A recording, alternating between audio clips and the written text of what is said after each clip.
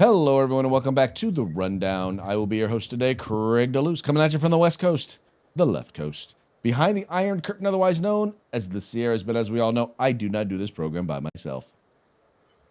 That's right. My name is Mike Piroworski, coming to you live from the East Coast. That's the coast with the most from the co-host with the most here on The Rundown. Two reviews, conservative news, and Craig, guess what day it is? Uh-oh.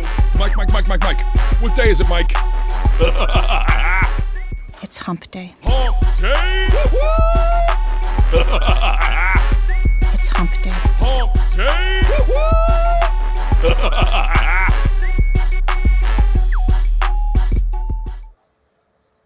That's right, folks. Today's Hump Day. This is the day in which we attempt to begin the weekend, sometimes with success, sometimes not, but the fun is all in the trying. Let's do it. Let's get her done. How's your week How we been? doing, sir? Man, my week has been busy as a one-legged man in a bucking contest, sir. It's all good. Don't get me wrong. I'm loving it. I love keeping busy. I had no shortage of both paid and work for the community. Having said all that, my phone is ringing off the hook. My phone, you can probably hear my phone buzzing right now, sitting here on the desk next to the microphone. Yeah, I get you. I feel like the man getting his butt kicked. So I'm with you. I think I've been home. I think I've been home 4 days in the past month. It seems like. Yeah, I can tell. I can tell. It's like once again, it's all good. For me, the worst part about all of it is the meetings. The people want to actually meet and talk with you and hang out and do these big group meetings, and you're like, half the time, the stuff in these meetings has absolutely nothing to do with what I'm going to wind up doing. Why am I here? You should wear a shirt that says, "This should have been an email." Yeah, and it's harder when those meetings are in person because it's a little harder to multitask. When you're on Zoom, all you have to do is just make sure that the camera's right in front, and whatever you're really working on is like right here on the computer in front of you. And the Zoom thing may be off over here while they're talking. You just listen in for Craig. Oh yeah, okay. I guess I'm supposed to pay attention. But you look like you're paying attention. Who wants in-person meetings these days? This is the era of Teams meetings. Come on, didn't we learn anything from COVID? Yeah, well, what the one we always start off this program, we always do it with a quick shout out to our sponsors. That's right. Let's say to our friends hello at Hitman Industries. That's hitmanindustries.net. You can get AR barrels of any caliber, any length, pistol length, rifle length, whatever you desire. That's hitmanindustries.net. California Republican Assembly, fighting a good fight behind enemy lines. Now you can take part in California's future today. If you want the best in tactical concealed holsters on the market, get on over to hogholsters.com. That's HAWG holsters.com. Use the discount code The Rundown. Get yourself a nice little discount. And if you want the best in field gear, tactical gear, web gear, law enforcement, security, fire, EMS, whatever it may be, get your group together, get your agency together. Place an order at uscombatgear.com where you can get everything except the gun. That's right, folks. These are our sponsors. They bring us to you so that we can bring you to them. Do us a favor. Do them a favor. Do yourselves a favor. Take a moment and visit their websites. It's real simple. We make it real simple for you. All you got to do is follow the links in the description of this program. Go there. Check them out. Spend some money with them. And make sure you tell them it was the guys over at The Rundown that sent you. Also want to encourage you, if you're watching this program, 3 p.m. Pacific, 6 p.m. Eastern, you're watching us live, which means we're taking your comments. Would love to hear what you have to say. Tell us where you're watching the program from. Tell us what you think about the program. Tell us what you think about the topic. Heck, it's even cool if you disagree with us. That actually makes it more interesting because that gives us the opportunity to mock you. Oh, wow. Is that a mockingbird? Man, is that a mockingbird? Is that a mockingbird?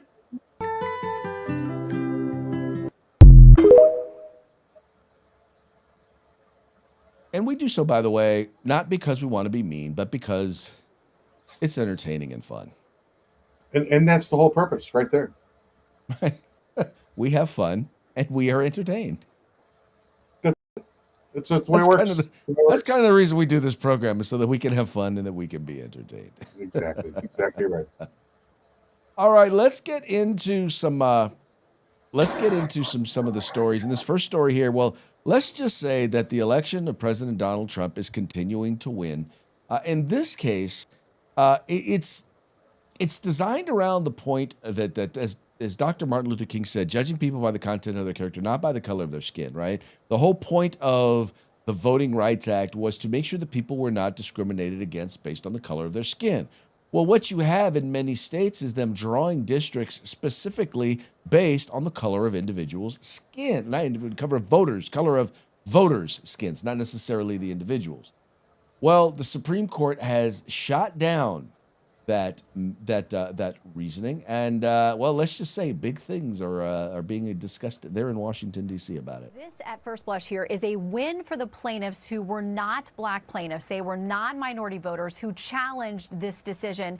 These two districts that were minority majority, essentially, Louisiana had drawn up districts, and then they were told in a legal battle that they had not represented black and minority voters sufficiently. They went back and drew a second district, so they had two of these minority majority districts. Well, then non-black voters sued and said, this is now violating our rights on the basis of race. So it looks like this is a 6-3 decision. There is one concurrence here, but it looks like the dissent sticks together with Justices Kagan, Sotomayor, and Jackson. But here's what the majority says. They say in some, because the Voting Rights Act did not require Louisiana to create an additional majority-minority district, no compelling interest justified the state's use of race in creating SB 8. That was those two new districts.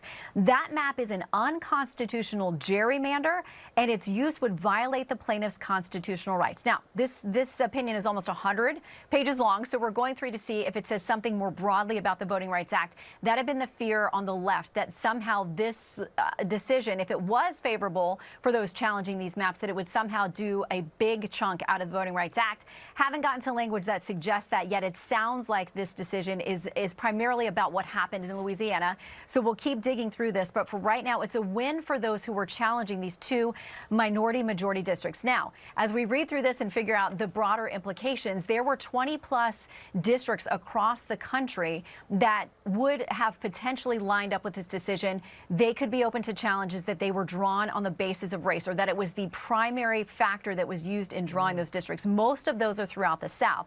So we'll look to see if there's enough sweeping language in this particular decision that may have a domino effect on some 20 other districts. Could be huge for the midterms. We'll continue to read through.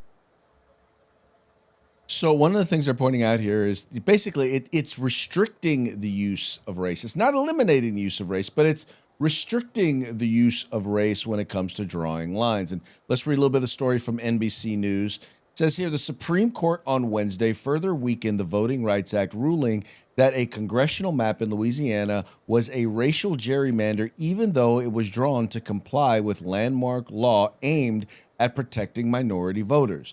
The justices split 6-3 with the court's conservatives in the majority, told states that they can almost never consider race when drawing maps to comply with Section 2 of the Voting Rights Act, which was enacted to protect minority voters who long faced discrimination in elections. Conservative Justice Samuel Alito, writing for the majority, said that while there may be extreme situations where the use of race can be justified to draw a map, it is not in the Louisiana case, as the result of the new map was unconstitutional racial gerrymandering, he added. Now, the thing is, Mike, and I think the instances where they're talking about, and what's fun, this is where they're talking about is, it's funny because this is what Democrats tend to do. Democrats will take a black community, right? And what they'll do is that they will literally divide up that community. They'll cut that community up because they'll use it to fortify Democratic districts, since overwhelming majority of African Americans, overwhelming majority of black people vote for Democrats. They'll divide up a black community, and then they'll shift them, and then they'll basically use them to fortify their other districts.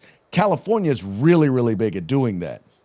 Where I think when they're talking about in extreme cases is when you can clearly see that you have a community interest that also happens to be predominantly black district that's been divided up simply to shore up those other districts, and thus affecting the ability of someone of those folks to have adequate representation. That's when they're going to have the opportunity to utilize race to redraw a district. Yes, yeah, that's correct. And be clear from the outset. I know we've talked about this before. gerrymandering itself is race based. It's a racist tactic to try and get more districts to certain demographics. And it's been decided over and over again that these districts should be divided by political boundaries, city, county, or state, or by geographical boundaries, but oceans, lakes, rivers, that kind of stuff. To take a district like you have in Louisiana, and we had this in Florida for a while, and I've shown you that map before, where you've got a predominantly African American district, yet it runs hundreds of miles, and at many points only as wide as a road, so they can connect it contiguously from one end to the other, is purely race based. And to say that, listen, the only way you could be represented is by someone of your own race is a racist statement. I'm sorry. If you don't believe that you're voting for somebody who's the best in your party, then that's another race decision. Well, no, exactly. And here's the other thing. One of the reasons why they want a second black district is because they know, once again, because so far right now, data shows majority of African Americans or black folks are going to vote for a Democrat. They're looking at it as creating another Democratic district. Well, I'm sure they are. That's the reason they're trying to do it, to get more seats in the House, so they can have more sway with the Democrat Party. This is a political based gerrymandering of the districts, instead of going by the geopolitical boundaries or the geographic boundaries. You're telling black people that they're dumb by doing this. Listen, the only way you can make a difference is if all blacks vote together. Exactly, and the only people who will vote for black people are black people. When so far the majority of people who are in the Congressional Democratic Black Caucus are not elected in majority black districts. And in fact, every single black Republican that's in Congress, and there's more than a few of them now in Congress, they're all elected in majority white districts.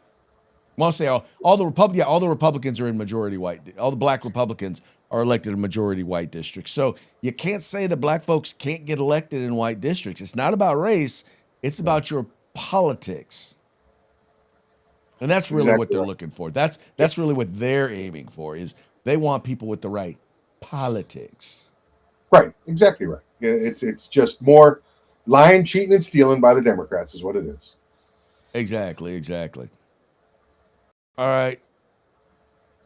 Let's see here. Next up, let's put this one in. All right, next up. Okay, I'm picking out the wrong thing here. Here we go. Put that there. Okay. All right, so next up, okay, why is that one? Okay, I see. Okay.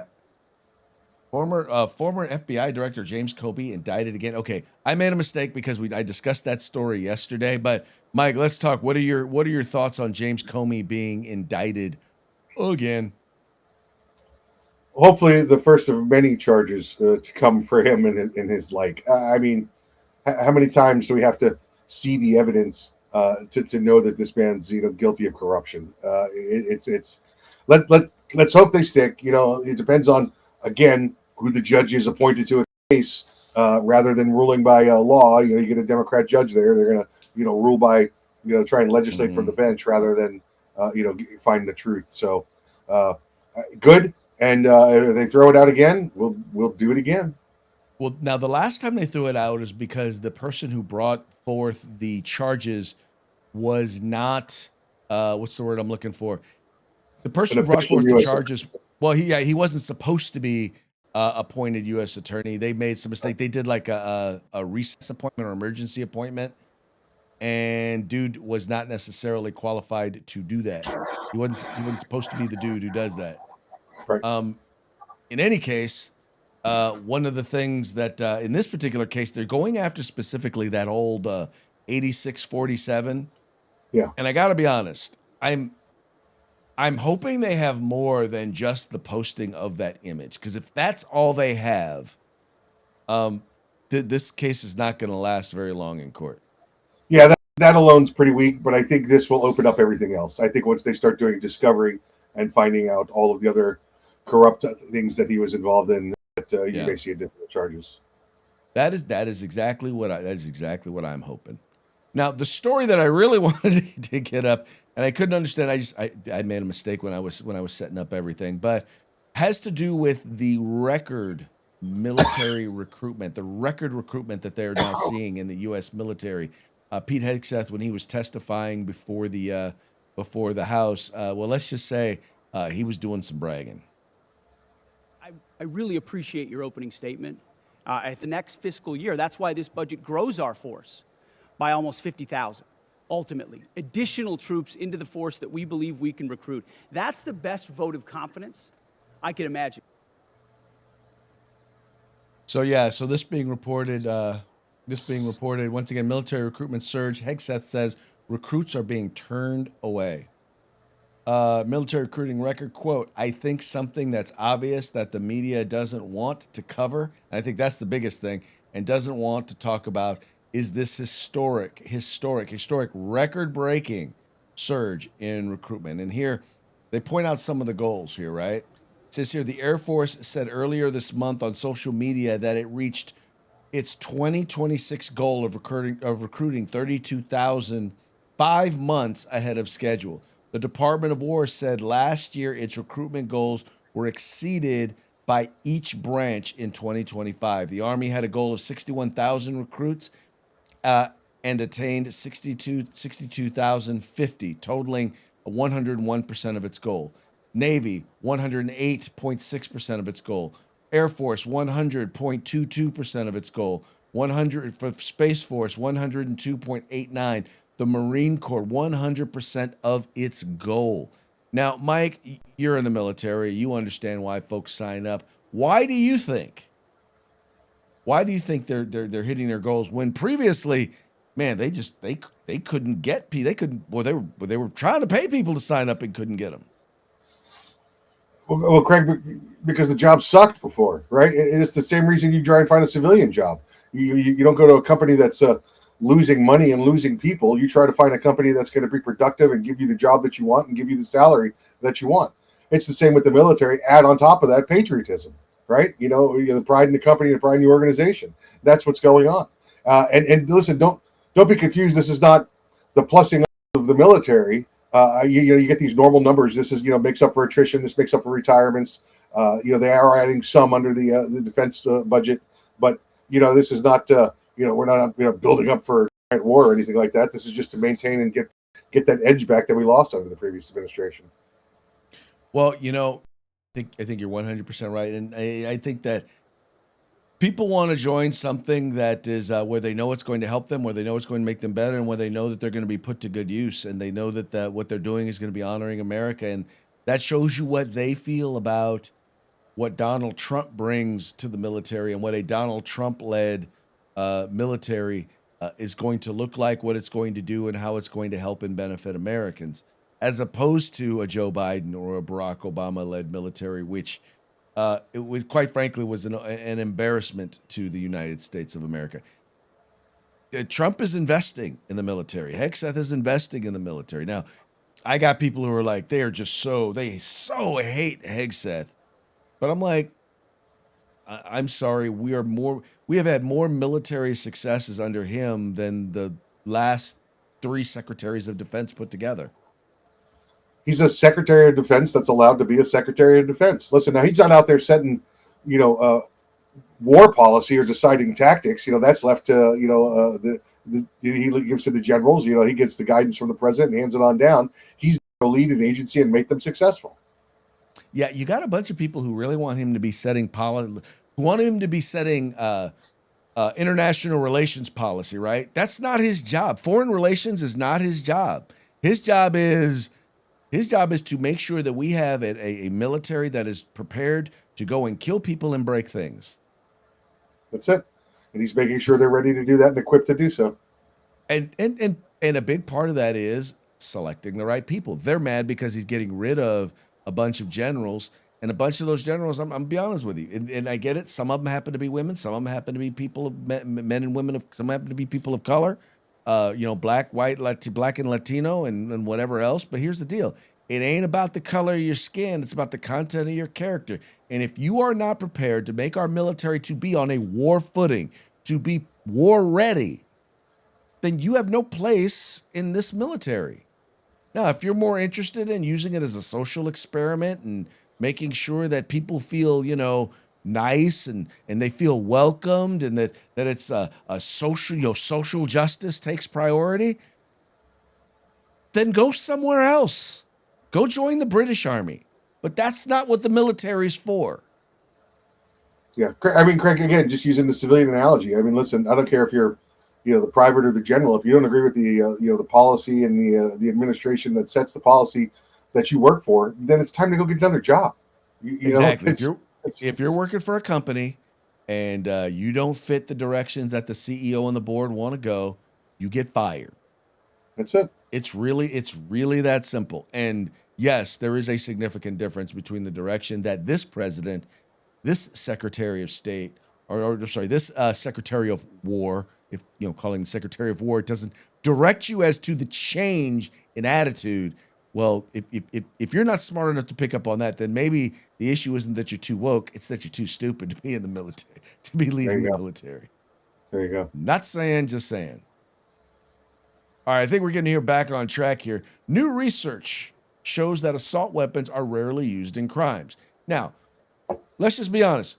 We've always known this, right? This is not new research. I wish I could tell you that this was new research, but to be quite honest with you, there's nothing new about this information. We've always kind of known this, but when you get someone like the Pew Research Center to go and do the study and do the research and put the information out there, makes you feel a little bit more like, some people like, okay, well, maybe I'm willing to believe you now. This being reported by Cam Edwards over at Bearing Arms. It says here, Pew Research has released some interesting and new correlated data on gun-involved crimes in the United States in 2024. And their stats confirm what Second Amendment advocates and those opposed to bans on so-called assault weapons have been saying for decades. They are rarely used in crimes of any kind in the United States. According to Pew, rifles of all kinds, including so-called assault weapons, are involved in just 3% of gun-related homicides in 2024. Handguns are involved in 53%, with undetermined firearms involved in 42% of homicides. The Supreme Court rejected the idea that handguns could be banned just because they are the most popular choice of weapons for criminals, but gun control advocates are arguing that a category of commonly owned firearms that is much less popular among violent criminals can be outlawed. Of course, it's not garden variety criminals who the gun control lobby invoke in their arguments about banning assault weapons. They regularly proclaim that AR-15s and other semi-automatic rifles are the weapon of choice of mass shooters. A 2023 report by the Secret Service's National Threat Assessment Center, however, found that 74% of active shooters between 2016 and 2020 used handguns, while 32% used long guns. Some used both, which is why the numbers don't add up to 100%. Or even among the most depraved criminals, handguns are far more common than assault weapons to be used. Now, Mike, once again, this is nothing new. We have always known this. I mean, Dr. John Lott has been saying this for decades. For decades, he's been pointing this out. He's got the data to support it. And so this information from Pew, although they generally have more credibility among the left, is really nothing new. No, nothing new here at all. Nothing new at all, Craig. Like you said, from every organization, legitimate organizations that's looked at the numbers rather than looked at the politics, has said that AR-15 or weapons of war or assault style weapons, whatever we're calling them this week, they are not the primary firearm used in these shootings. Well, and let's be honest, what we're talking about when we talk about assault weapons are semi-automatic center fire rifles with detachable magazines and a bunch of scary features, or in the less technical term, scary black rifles. Yeah. Yeah. Things like a bayonet lug, Craig, because you know of the mass bayonettings we've had here in the country.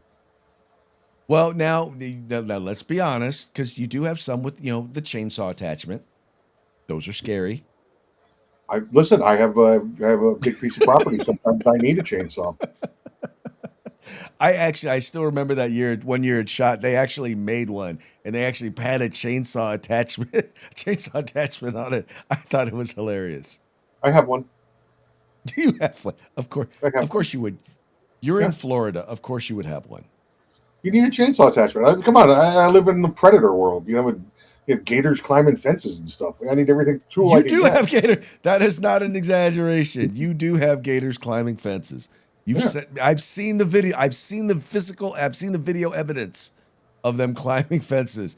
It's a thing. It really Yeah. is a thing there in Florida. Hey, real quick, I want to give a quick shout out to the folks over at American Crossfire. They are tuning back in. It looks like you guys are you guys back? Is your YouTube channel back up and running? Because I know that you were having some problems with that and you were watching us on Rumble, but we're happy to see y'all back on YouTube as well. But keep that Rumble channel, bro, just so you know. Broadcast to both because YouTube can, have issues. They got attitude. Yeah, they do. All right, moving right along. So Sotomayor, in the debate and the discussion about whether or not Haitians should be allowed to have this temporary amnesty that they have been granted, the Supreme Court is basically looking at whether or not Donald Trump can remove that temporary amnesty. And Justice Sotomayor, who is, well, until the arrival of Ketanji Brown Jackson, was the dimmest bulb on the light that is the Supreme Court, but Yeah. she has been out undershined. Let's call it. She has been undershined by her colleague, Miss Jackson Brown. So this being reported by by Breitbart, Justice Sonia Sotomayor suggests DHS cannot end temporary amnesty for Haitians because Trump called Haiti a shithole country.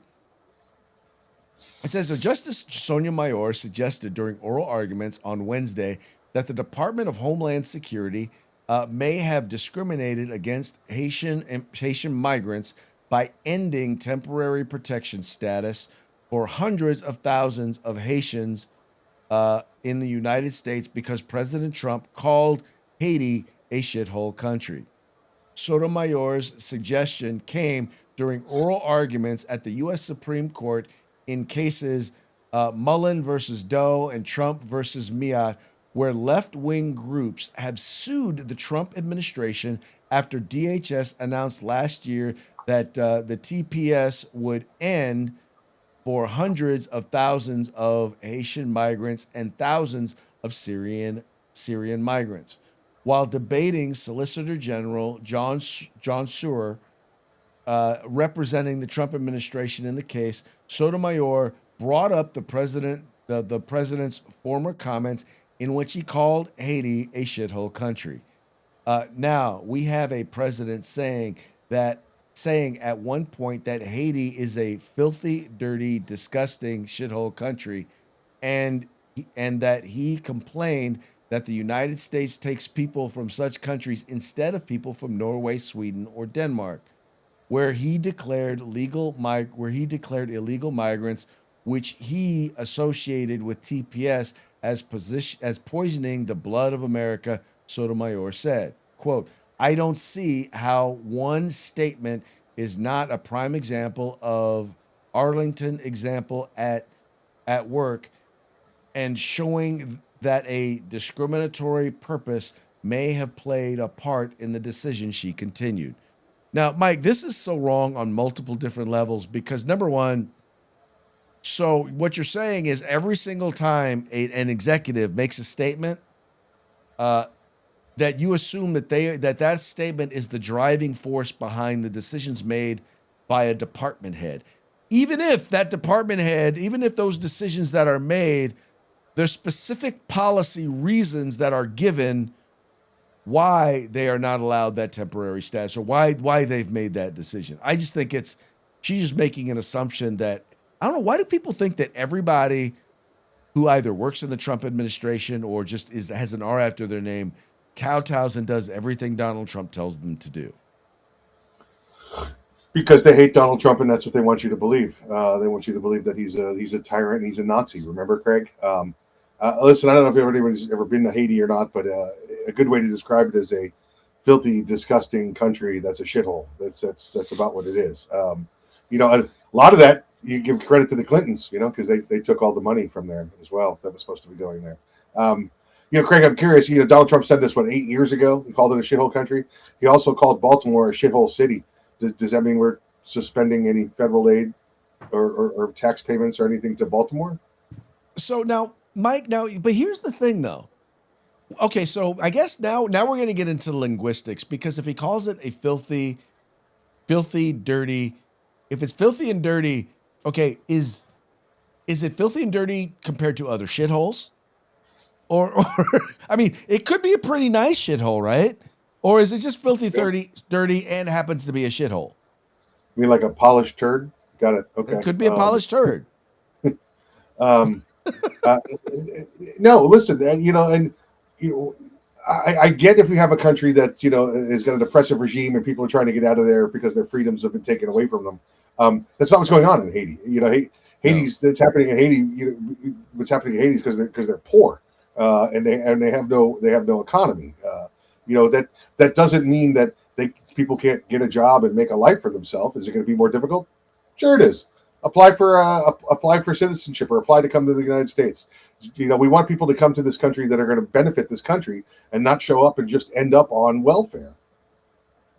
Well, and that's a big part of the problem is you have people who are coming to the United States. And unfortunately, yes, for over 100 years, we had a policy where we just let anybody come in. But that was before we developed a social welfare system that was that basically where if you came here from another country, you could still get on it, and you became dependent on American largesse.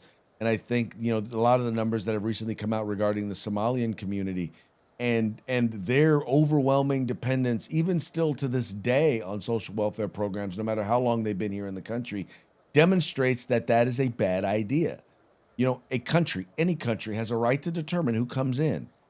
And we ought to be looking at, I'm not saying that we shouldn't provide sanctuary for those who need sanctuary, but I'm saying we get to decide who we provide sanctuary for. You, just because you don't like where you live and you're not willing to put up the time, energy, or effort to change it, doesn't mean that we're responsible for taking you in. There you go. Exactly right.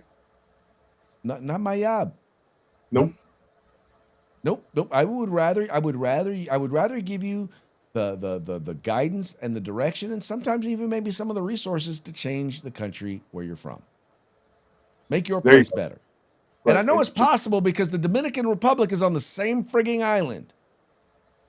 And the Dominican Republic is a pretty nice place. It ain't America, but it's a lot better than Haiti. Listen, get on. I'll give you a little fun exercise. Get on Google Earth. Get you an image of Dominica there, of Hispaniola, the island where Dominican Republic and Haiti are. And there's the border is north to south, right through the middle of the island. And take a look at the west side where Haiti is and the east side where Dominican Republic is. And Craig, you can see right along the borderline, green and prosperous to the east side of the island where the Dominican Republic is, and brown and shit on the left side where Haiti is. Brown and shit. That's the term, shithole country. It ain't an accident, folks. He's not. Donald Trump is not a wordsmith, but he ain't wrong. Hey, the guy's from the boroughs. He says shithole when he means shithole. There you go. All right, folks. Well, that now brings us to our parting shots. Parting shots are brought to you by Hog Holsters. Just go to hogholsters.com. Use the discount code The Rundown. All caps, no spaces, one word. Get your Hog Holster today. All right, this first one here. What I like about this first video is that they do a very, very good job of exposing kind of the hypocrisy of the left when it comes to the concept of borders. We need y'all to like get out of here with your sign. What do you mean? Oh, you have borders on this campus. No, we have this space reserved as an official event. Yeah, so you have borders. Where's your borders at? This whole green area right here. Oh, so you want to control who comes in and out. Like an ICE agent or a border patrol agent. You wouldn't dare act like a fascist, would you? I would really encourage you on a rally on a campus. This is an event for sanctuary campuses. You probably shouldn't act like a fascist border patrol agent. You should take down your borders and let whoever wants on the space, okay? Why is your lip quivering? Because you've been called out on how you're acting exactly like how you don't, what you're advocating against. You're acting just like them. So if you believe in illegal aliens allowing to have sanctuary on this campus, put your money where your mouth is, leave me alone, and let me have sanctuary on this campus, okay? Ooh. She should have think ended he that with, "In your face, Dick Tracy." In your face. There you go. Yeah. That would have been that would have been good. Okay. Here's another one. And this was a comment that that Ilhan Omar made a while ago, but it has just resurfaced, and it's interesting. I can't believe that none of us caught this before, but it just goes to show how superior the left think they are to us, and yet at the same time, they're not. These people are just idiots. I really, I'm at the point where it's become really hard to have an intellectual debate with any of these people. The dumbing of the United States has arrived, because how else do we get a Trump presidency again? The last time the Alien Enemies Act was invoked, it was used to detain and deport German, Japanese, Italian immigrants during World War XI. So tell me about your experiences during World War XI, Mike. So, well, 11 wasn't so bad. 9 and 10 were bitches, though. There's a local radio station here, Craig, that just started a game show this week, and it said "Guess That War," and they would go on and say, "What was the war where North Korea and South Korea fought against each other?" And they would have her voice going, "World War XI." No, I'm sorry, that's wrong.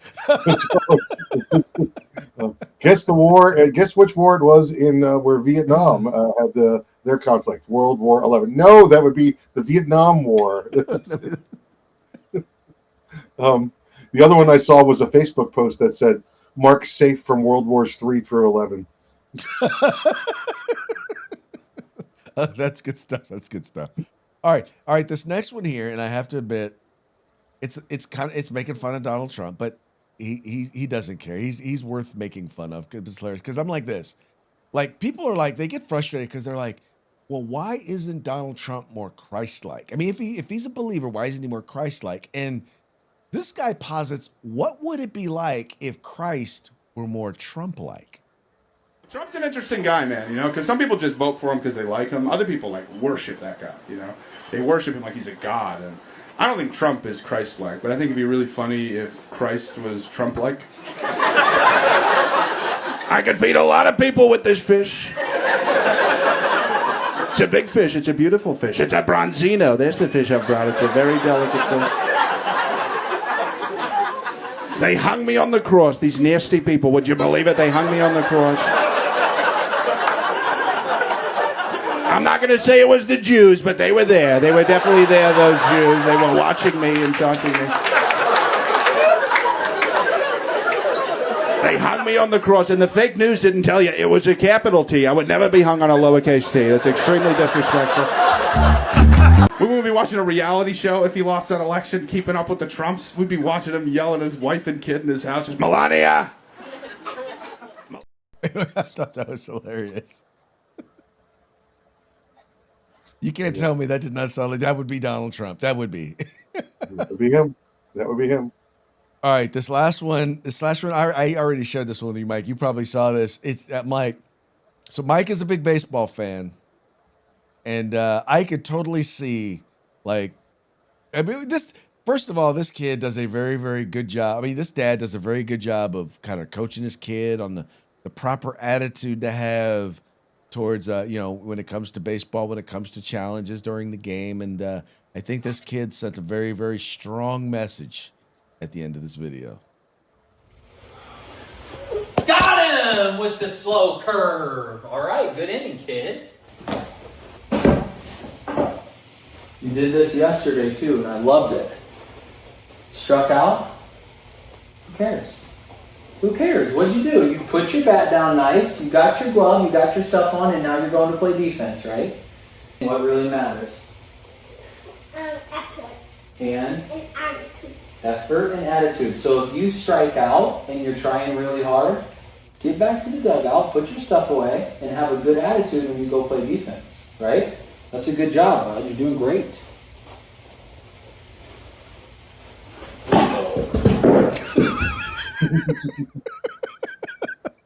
All right, Mike. For those who were just listening to the program, you want to explain what just happened? Oh, he got beamed. He got beamed. He got beamed. He got beamed. That little kid was throwing heat. Listen, the quickest way to get beamed is run that gator. Run that gator. You're going to get beamed. Yep.